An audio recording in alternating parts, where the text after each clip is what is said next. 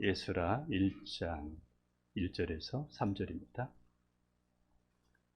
바사왕 고레스 원년에 여호와께서 예레미야의 입을 통하여 하신 말씀을 이루게 하시려고 바사왕 고레스의 마음을 감동시키시매 그가 온 나라에 공포도 하고 조소도 내려 이르되 바사왕 고레스는 말하노니 하늘의 하나님 여호와께서 세상 모든 나라를 내게 주셨고 나에게 명령하사 유다 예루살렘의 성전을 건축하라 하셨나니 이스라엘의 하나님은 참 신이시라. 너희 중에 그의 백성된 자는 다 유다 예루살렘으로 올라가서 이스라엘의 하나님 여호와의 성전을 건축하라. 그는 예루살렘에 계신 하나님이시니라. 아멘. 저는 지난 시간에 다니엘의 말씀과 기도를 말씀을 드리면서 오늘은 이제 그 이어져서 에스라의 말씀과 기도라는 제목으로 함께 말씀을 나누려고 합니다. 다니엘은 10대 때 바벨론으로 포로로 끌려갔습니다. 그러는 가운데 바벨론이 망하고 페르시아가 이제 지배하는 그러한 때였습니다. 이제 새로운 강대국이 페르시아가 등장을 하면서 나라에는 과도기가 되었고 또 혼란스러운 그런 때였습니다. 그때에 다니엘은 그 불안한 때에 성경을 읽고 성경을 공부하게 됩니다. 그때 다니엘이 읽었던 성경은 에레미야서에 있는 말씀을 보았습니다. 에레미야서의 성경을 이렇게 공부를 하다가 다니엘이 왜 유다 나라가 하나님의 백성들이 왜 망하게 되었는지, 그리고 왜 바벨론까지 포로로 끌려와게 되었는지 이것을 알게 되고, 그리고 또 놀라운 것은 70년이 차면, 바벨론의 포로 생활 70년이 차면 해방된다는, 구원받는다는 그것을 다니엘이 알게 되었습니다. 놀라운 발견을 하게 된 것이죠. 그리고는 바로 다니엘이 기도를 들어갑니다. 기도하기 시작을 했습니다. 다니엘이 이렇게 기도하는 이유는 성경에 하나님께서 성경을 통해서 말씀하셨어도 나와 우리 나라에, 우리 가정에 이루어지려면 기도해야 되기 때문에 기도한 것입니다. 여러분도 한번 이렇게 한번 해보십시오. 성경을 이렇게 설교를 들을 때나 성경을 읽으실 때 여러분에게 감동되는 거 있잖아요. 그러면은 그 말씀을 붙잡고 여러분도 기도해 보십시오. 그러면 그 하나님의 말씀은 기도하는 사람에게 이루어집니다. 반드시입니다. 하나님은 기도하는 사람에게 이루어집니다. 바벨론에서 70년 동안 포로 생활을 하다가 70년이 딱 차니까 하나님께서 이제 페르시아 왕의 마음을 움직여서 꼭 선지자처럼 이렇게 그 이야기를 합니다. 하늘의 하나님 여호와께서 세상 모든 나라를 내게 주셨고, 이 페르시아가 그때에 많은 주변의 나라 그 왕들을 이렇게 항복을 받아냈다는 것이죠. 영토가 넓어졌다는 것이죠. 그런데 그것을 하나님이 자기에게 주셨다고 합니다. 그리고는 유다 백성에게 성전을 건축하라고, 돌아가서 성전을 건축하라고 이런 또 선포도 하게 됩니다. 그러면서 이스라엘 하나님은 참신이시라. 너희 중에 그의 백성된 자는 다 유다 예루살렘으로 올라가서 이스라엘의 하나님 여호와의 성전을 건축하라. 예수 안 믿는 사람이에요. 하나님 모르는 사람입니다. 그런데 그가 하는 이야기가 하나님은 참신이시라. 여러분, 하나님은 살아계십니다. 하나님은 살아계십니다. 진짜입니다. 진짜입니다. 여러분, 기도하면 그리고 반드시 하나님 말씀대로 된다는 거. 우리가 이거를 기억해야 됩니다. 우리 기독교는 종교가 아닙니다. 복음입니다. 하나님 말씀대로 되고 하나님의 뜻대로 된다는 거. 여러분 이것 알면 우리도 아마 다니엘처럼 말씀 붙잡고 기도에 힘쓰지 않을까. 올 2024년은 말씀과 기도에 힘쓰는 한 해입니다. 그래서 이제 말씀과 기도에 대한 부분들을 이제 올 초부터 계속해서 이렇게 다루고 있습니다. 바벨론이 망하고 페르시아가 이제 새롭게 들어서는데 다니엘이 볼 때에는 이것이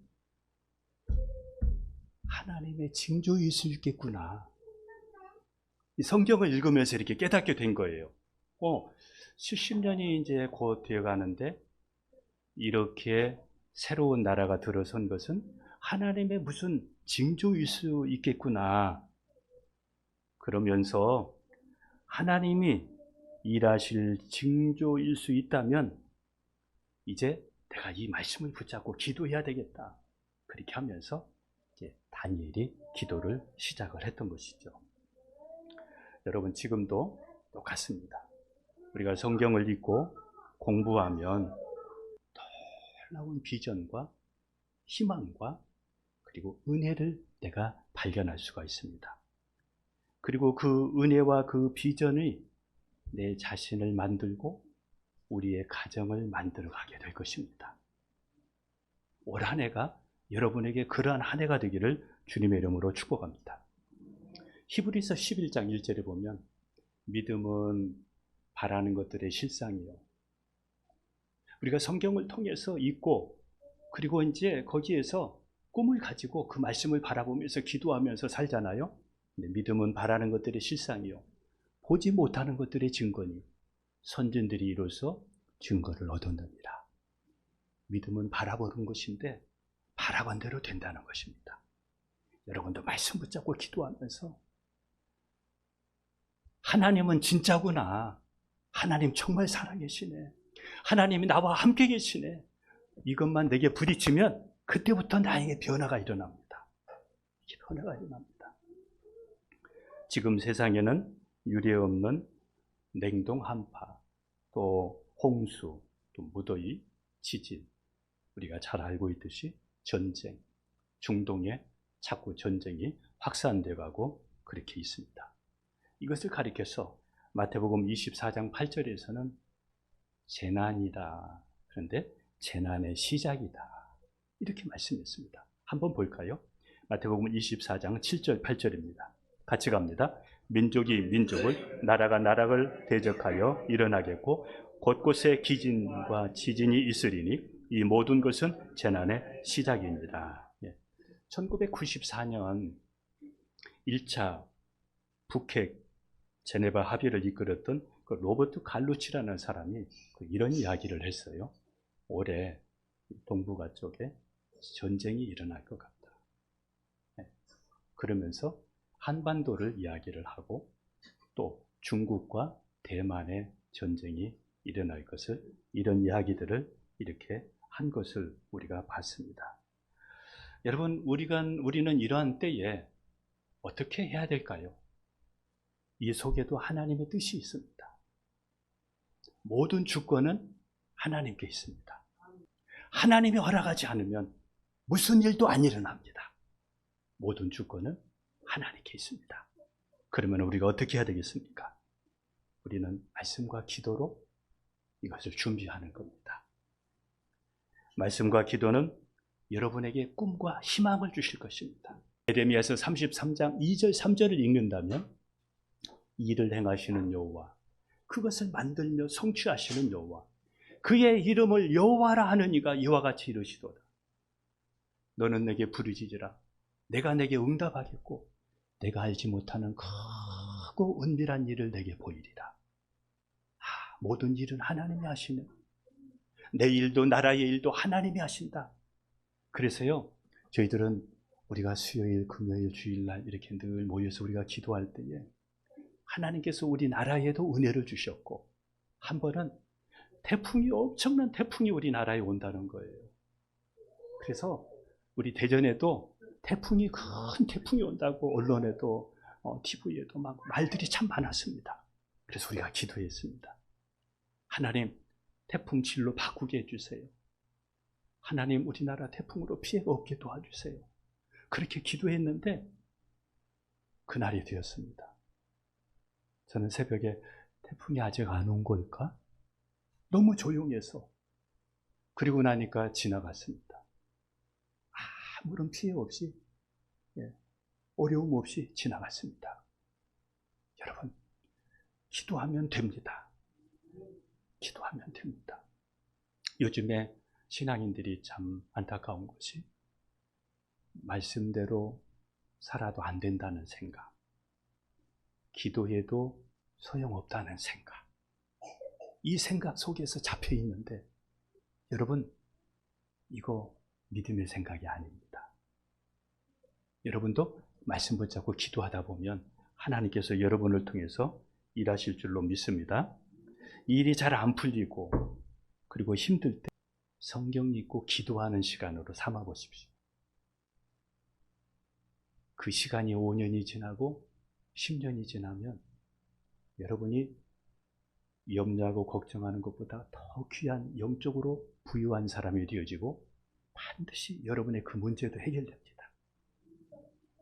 일이 잘 안 풀릴 때 서성거리시고 이거 될까 저거 될까 조급해하지 마시고 한번 하나님께 무릎 꿇으시고 말씀과 기도에 한번 집중해 보십시오.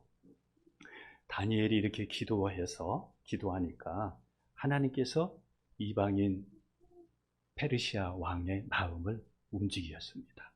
그래가지고 하나님께서 말씀하신 그 말씀이 이루어지도록 역사를 하기 시작을 합니다. 놀라운 일들이 거기서 시작이 됩니다. 이것이 오늘 1절, 2절인데 다시 한번 볼까요?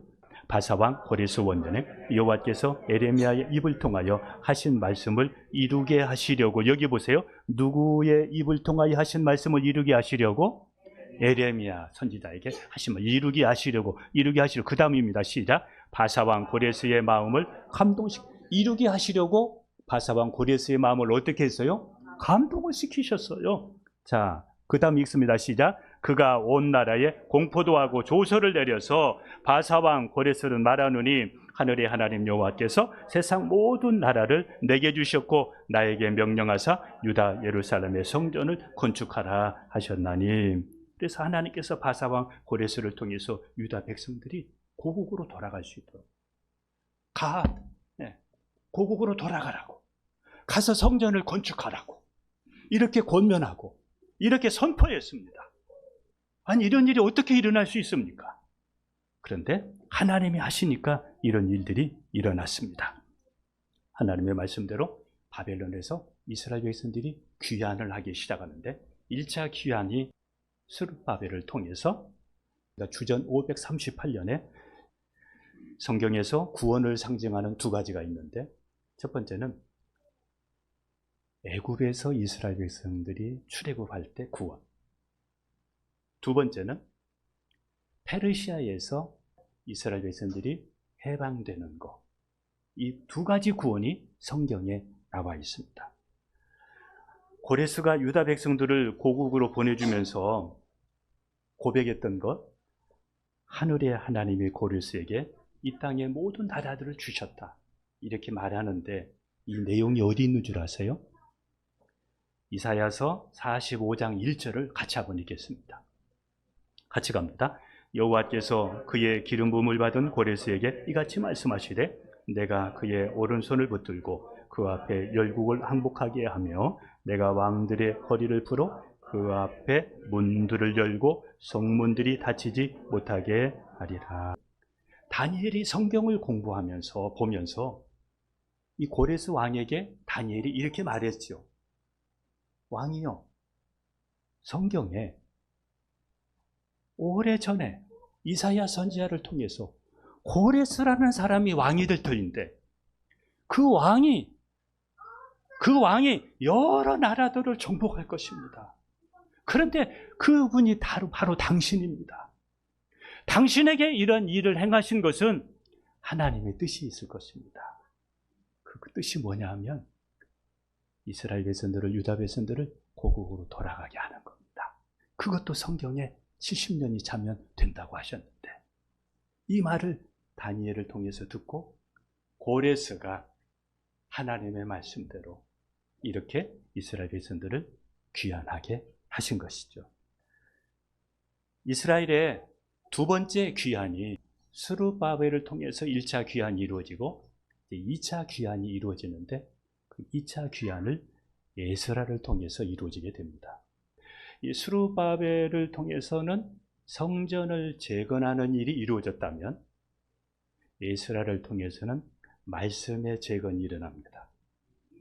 하나님의 말씀이 다시 한번 그들 속에서 새롭게 조명되어져서 일하기 시작을 합니다. 에스라는 누구일까? 어떤 사람일까? 한번 우리 에스라서 7장 6절을 한번 보도록 하겠습니다. 같이 한번 가겠습니다. 이 에스라가 바빌론에서 올라왔으니 그는 이스라엘의 하나님 여호와께서 주신 모세의 율법에 익숙한 학자로서 그의 하나님 여호와의 도우심을 입음으로 왕에게 구하는 것은 다 받는 자이더니. 저는 이 에스라를 참 좋아합니다. 예, 좋아합니다. 그런데 여러분도 한번 이 에스라에 대해서 한번 보십시오. 에스라는 세상 학문에도 뛰어났습니다. 학사였습니다. 세상에서도 머리가 되었고 최선을 다했고, 그리고 하나님의 말씀에도 익숙했습니다. 익숙했다는 말은 훤했다 이겁니다. 성경이. 이거를 고레스 왕이 인정했습니다. 학자이면서 하나님의 말씀에 익숙한 왕과의 관계도 신뢰받는 관계였고, 왕에게 이야기하면 다 응답받는, 다 허락받는, 그러니까 신임받는 사람이었습니다. 이걸 보면서 우리가 무엇을 알 수 있습니까? 이 에스라의 마음 속에는 뭐가 있었느냐면, 하나님을 크게 여기고 하나님의 말씀을 두렵고 떨림으로 여기고, 이렇게 하다 보니까 말씀과 함께 도덕이 사른 겁니다. 그의 도덕이, 그의 삶이 투명하고 정직하고 깨끗하고 신뢰받고, 그러니까 그가 말하면 사람들이 믿어준 겁니다. 그의 말이라면 법이 없어도 그는 살 수 있어, 이럴 정도로 믿어준 겁니다. 그러니까 왕이 그를 믿어주었고 그를 인정해 주었고, 그가 구하는 것은 다 허락해 주었습니다. 이 정도로의 하나님을 크게 여기고 말씀을 크게 여기니까 삶이 변하더라는 것이죠. 삶이 변하고 생활이 변하고, 그리고 사람 앞에 인정받게 되고 신뢰받는 이러한 일들이 일어나게 된 것입니다. 최근에 국민일보가 진행한 기독교 이미지에 대한 여론조사가 얼마 전에 있었어요. 그런데 그 여론조사에 이런 일이 있었습니다. 기독교인 하면 생각나는 것이 무엇인지. 이기주의가 첫 번째였습니다. 두 번째는 위선적이다. 윤용훈 교수라는 분이 극중, 영화라든지 이런 여러 가지 요즘에 넷플릭스의 어떤 그런 이런 드라마 있지 않습니까? 이런 곳에서 빌런, 그런 악역으로 출연하는 기독교인이 꼭 악역으로 이렇게 나오는데, 이것은 기독교인이 대중에게 위선자로 인식되고 있기 때문입니다. 너무 마음이 아파요. 너무 마음이 아파요.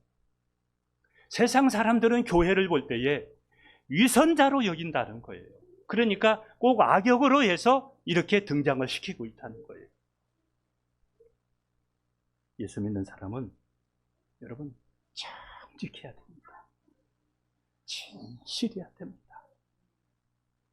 예수 믿는 사람은 여러분 가정에서든 어디에서든 신뢰받는 사람이 되어야 됩니다. 그렇지 않으면 한국 교회는 회복이 없습니다. 바꿔지지가 않습니다. 그러기 위해서는 우리가 하나님의 말씀을 크게 여기고, 그리고 말씀이 우리 안에, 기도와 말씀이 살아있어야 우리의 도덕도 살고 우리의 삶도 변합니다.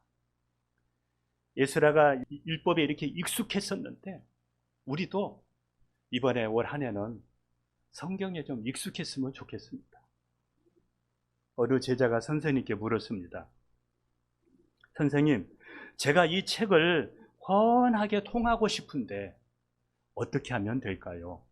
그렇게 물으니까 스승이 이렇게 말했습니다. 3000번만 읽어봐라. 3000번만 읽으면 탁 하고 통하게 될 거다. 그렇게 이야기했습니다. 여러분은 지금까지 성경을 몇 독을 했습니까? 한번 여러분한테 한번 묻고 싶습니다. 여러분은 지금까지 성경 몇 독 했습니까? 그리고 1년에 몇 독 하고 계십니까? 1년에 우리가 1독도 하고 있지 않다면 우리는 하나님이 중심이 아니라, 하나님이 우선이 아니라 아마 다른 것이 우선일 수가 있습니다. 여러분의 삶은 돈이 우선일 수 있고, 여러분의 목적이 우선일 수 있고, 그 목적과 꿈을 위해서 교회를, 예수님을 여러분들이 활용할 수가 있습니다. 반대가 될 수 있습니다. 여러분, 그것은 미신신앙입니다. 교회가 이렇게 가고 있습니다. 이게 샤머니즘적인 부분들이 너무 많습니다. 다른 건 몰라도 하나님의 자녀는 말씀에 익숙한 사람이 되어야 됩니다. 우리가 누굽니까? 말씀에 익숙하지 못하면 말씀대로 살 수도 없고, 말씀의 은혜를 누릴 수도 없고, 한 백수가 돌덩어리를 놓고 이렇게 기도했습니다. 크리스찬이었습니다. 하나님, 이 돌덩어리가 금덩어리가 되게 하여 주시옵소서. 그렇게 간절히 기도했습니다. 기도한 후에 눈을 떠보니까 어떻게 됐을까요? 돌덩어리 그대로였습니다. 그때 그가 하는 말이, 내 이럴 줄 알았어. 저는 이걸 보면서 우리의 믿음이, 우리의 신앙이 이렇지 않은가 지금 생각을 해봅니다. 하나님 왜 말씀대로 안 돼요? 왜 기도해도 안 돼요? 이렇게 우리가 말하기보다 응답 받을 수 있는, 하나님이 응답해 줄 수 있는 그런 우리가 이런 믿음의 사람이 되었으면 좋겠고, 그러기 위해서 우리가 성경을 딱 잡고 성경 읽기부터 좀 시작을 하면 좋겠다. 성경 읽기부터 시작했으면 좋겠다. 이런 생각이 지금 제 마음속에 막 간절합니다. 기독교인은 누구냐 하면은 성경을 읽는 사람들입니다. 성경을 읽는 사람들이, 그리고 하나님의 말씀대로 사는 사람들이 기독교인입니다. 어떻게 말씀대로 살아? 이건 여러분 이단이 하는 겁니다. 말씀대로 안 사니까 안 되는 겁니다. 안 되는 겁니다. 에스라가 성경에 익숙한 사람뿐만 아니라 그는 말씀을 연구하고 말씀대로 준행하는 사람인데, 우리 한번 다시 보겠습니다. 에스라서 7장 10절을 보겠습니다. 같이 갑니다. 에스라가 여호와의 율법을 연구하여 준행하며 율례와 규례를 이스라엘에게 가르치기로 결심하였더라. 중세 신부들은 문맹자들이 참 많았다고 합니다. 왜냐하면 신부들이 하나님의 말씀을 모르고 제사만 드렸기 때문이라고 합니다. 하나님의 백성들이 하나님의 말씀을 모르면 하나님의 뜻대로 살 수가 없습니다. 성경을 우리가 읽고 공부하는 목적은, 오늘 또 우리가 말씀을 듣는 목적은 하나님의 말씀대로 실천하도록 하기 위함입니다. 하나님 말씀대로 우리가 행할 때, 좌우를 치우치지 않을 때, 여호수아서 1장 8절에 같이 한번 볼까요? 시작. 이 율법책을 내 입에서 떠나지 말게 하여 주야로 그것을 묵상하여 그 안에 기록된 대로 다 지켜 행하라. 그리하면 내 길이 평탄하게 될 것이며 내가 형통하리라. 헌책방에 자주 다니는 사람 세 종류가 있는데, 책방에 자주 오는 사람 세 종류가, 첫 번째는 책 읽기가 좋아서 오는 사람이 있다고 해요. 두 번째는 책 사는 것이 좋아서 오는 사람이 있다고 해요. 세 번째는 책이 없어서는 못 사는 사람이 있어서 책 사러 온다고 해요. 여러분, 우리가 성경 읽고 연구하지 않고는 못 사는 사람이 되었으면 좋겠습니다. 에스라가 이제 유대 땅에 도착해 보니까 어떤 일이 생겼느냐면 에스라서 9장 2절을 보도록 하겠습니다. 같이 갑니다. 그들이 딸을 맞이하여 아내와 며느리로 삼아 거룩한 자손인 그 지방 사람들과 서로 섞이게. 에스라가 꿈을 가지고 가서 그 나라에 가서 이제 그 예루살렘에 가서 보니까 예배를 마치고 나니까 사람들이, 방백들이, 그러니까 유대인들이 지도자들이 와가지고 하는 얘기가, 방백과 리더들이 앞장서서 이방 사람들과 결혼을 하고 그리고 그들이 섬기는 우상을 섬기면서 살고 있다. 이것을 이야기를 하는 것입니다. 저는 제가 이것을 보면서 이게 우리의 모습일 수 있다, 이런 생각이 들었습니다. 이게 우리의 모습일 수 있다, 이런 생각이 들었습니다. 우리가 세상의 욕망과 정욕으로 예배는 드리지만 크리스천인다고 하지만 우리가 세상의 욕망과 정욕으로 세속화되어져서 썩지 아니하는 하나님의 영광을 썩어질 사람의 금수와 버러지의 형상으로 우리가 만들고 있지는 않나, 이런 생각이 제 마음속에 들었습니다. 에스라가 이 말씀을 듣고 어떻게 했는지 보겠습니다. 에스라서 9장 3절 같이 읽겠습니다. 시작. 내가 이 일을 듣고 속옷과 겉옷을 찢고 머리털과 수염을 뜯으며 기가 막혀 앉으니. 자, 6절도 같이 갑니다. 시작. 말하기를 나의 하나님이여, 내가 부끄럽고 낯이 뜨거워서 감히 나의 하나님을 향하여 얼굴을 두지 못하오니 이는 우리의 죄악이 많아 정수리에 넘치고 우리 허물이 커서 하늘에. 그 이야기를 듣고 너무나 부끄러웠고 낯이 뜨거웠고 기가 막혔다고 이렇게 얘기합니다. 아마 우리에게도 정말 우리가 하나님의 백성들이 세상에 빛이 되지 못하고 세상 사람과 별 다를 것 없이 주일날 예배 다니는 것 외에는 별 다를 것 없이 우리가 살고 있는 이런 모습을 보면서 아마 에스라가 오늘 이 시대에 우리를 보면 이렇게 하지 않을까, 이런 생각이 들었습니다. 우리가 다시 이렇게 세속화되어져서 죄를 짓는 것은 예수님을 십자가에 다시 못 박는 것과 똑같습니다. 우리가 다시 예수님을 죽이는 것입니다. 여러분이 한 주간 동안 예수님을 다시 십자가에 못 박을 수 있습니다. 우리는 이러한 부분을 가지고 에스라처럼 기도해야 되고 회개해야 되고 우리를 돌이켜야 됩니다. 한번 보겠습니다. 히브리서 6장 5절과 6절입니다. 같이 갑니다. 하나님의 선한 말씀과 내세의 능력을 맛보고도 타락한 자들은 다시 새롭게 하여 회개할 수 없나니 이는 그들이 하나님의 아들을 다시 십자가에 못 박아 드러내놓고 욕되게 합니다. 드러내놓고 욕되게 합니다. 이렇게 말씀했습니다. 그러므로 우리는 말씀대로 살지 못한 죄를 회개해야 됩니다. 근데 요즘에 말씀대로 살지 못한 죄를 이렇게 예스라처럼 회개하는 사람이 얼마나 있습니까? 얼마나 있습니까? 요즘에 장로님들이, 권사님들이, 아니면 사역자들이 이렇게 살아가는 사람들이 얼마나 있습니까?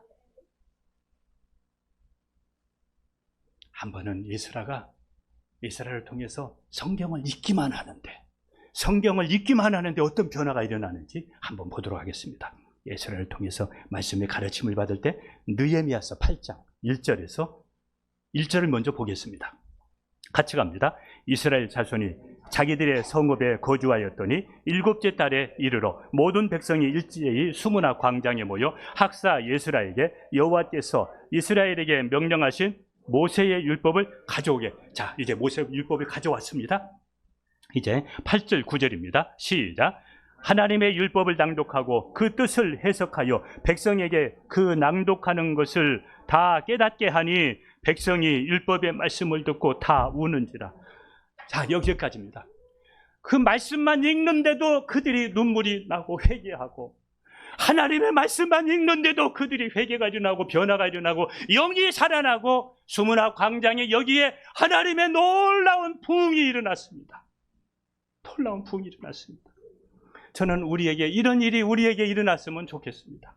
집에서 성경만 읽는데도 막 회개가 일어나고, 집에서 성경만 읽는데도 내 영이 막 살아나고, 막 이런 일들이 우리에게도 일어났으면 좋겠습니다. 밥 잘 먹고 숨 쉬는 것은 우리가 무엇을 꼭 요구하고 바래서 내가 밥 먹고 숨 쉬는 것 아닙니다. 살기 위한 생존입니다. 먹고 숨 쉬어야 살 수 있습니다. 여기에 조건 걸지 않습니다. 핑계하지 않습니다. 우리가 그리스도인답게 살기 위해서는 일단 말씀을 읽어야 됩니다. 말씀을 읽고 그 말씀을 붙잡고 기도해 보십시오. 안 된다는 이야기를 하지 마시고 올 한 해는 한번 해보십시오. 하나님이 살아계시기 때문에 여러분의 말씀 붙잡고 기도하는 그것을 하나님의 주권이 가장 먼저 거기에서부터 시작될 줄로 믿습니다. 내가 성경을 읽고 연구하면서 실천하고, 그리고 여러분들이 가르칠 수 있는 데까지 좀 자랐으면 좋겠습니다. 여러분이 가르칠 수 있는 기회가 주어지면 가르치는 거 예수님이 이게 명령이거든요. 가르쳐 지켜 행하게 하고 이렇게 말씀했지 않습니까?